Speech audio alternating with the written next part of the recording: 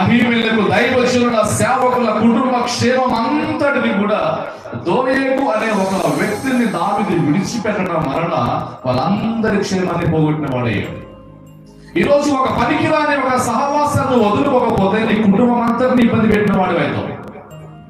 అబ్బాయిలైనా అమ్మాయిలైనా పెద్దవాళ్ళైనా చిన్నవాళ్ళు ఎవరైనా సరే, ఒక పనికిరాని వ్యక్తిని, ఒక దేనికి పనికిరానటువంటి ఒక వ్యక్తుల సహవాసాన్ని వదులుకోకపోతే నీ క్షేమాన్ని కోరి అనేక మంది వ్యక్తులను కోల్పోవలసిన అనుమానం వస్తుంది.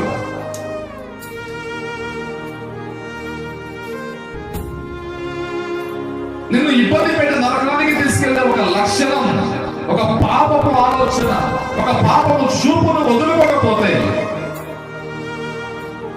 నీ క్షేమాన్ని కోరిన అనేకమైన వాగ్దానాలను నువ్వు కోల్పోవాల్సి వస్తుంది. నీ క్షేమాన్ని కోరినటువంటి అనేకమైన పరిశుద్ధుల సహవాసాన్ని నువ్వు లాస్ కావాల్సి వస్తుంది.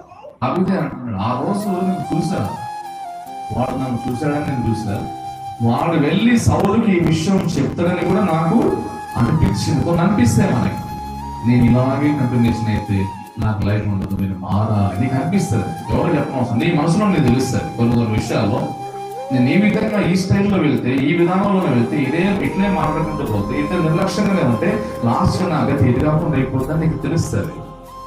నేను ఈ విధానంలో వెళ్తే నా కుటుంబానికి ఒక సెటిల్మెంట్ రాదని నీకు అనిపిస్తుంది, ఎక్కడో తెలుస్తుంది.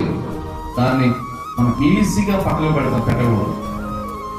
కాన్ఫిడెంట్ దాన్ని ఏం చేయాలి, కాన్సన్ట్రేషన్ తో ఆలోచించాలి. దావీదు ఏ కొంచెం ఆలోచించినా ఆ దోయేగు అనేటువంటి వ్యక్తిని హతమార్చేవాడు. తనకు వ్యతిరేకంగా కొండెపు మాటలు చెప్పి సౌలును చాలా కోపావేశుడిగా చేసి దైవజనుడు బదులాడుతున్నా వినకోకుండా సౌలు ఆ కుటుంబాలని విచ్ఛిన్నం చేసి ఈరోజు నీ క్షేమాన్ని కోరే నీ తల్లిదండ్రులు లేకుండా, నీ క్షేమాన్ని కోరే నీ బంధువులు లేకుండా, వాళ్ళందరూ నష్టపోవడానికి నువ్వు ఒక కారణంగా మిగులుతావా? వాళ్ళను కూడా ఇబ్బంది పడడానికి నీవే కారణంగా మిగలకూడదు.